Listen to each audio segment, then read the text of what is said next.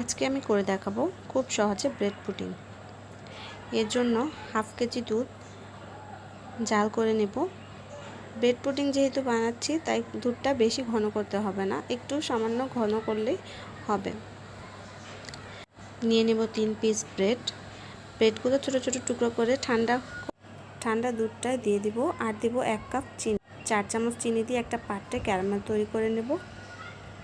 আর লাগবে 3টা ডিমগুলো দুধ এবং ব্রেডের ডিমগুলো দিয়ে দিব।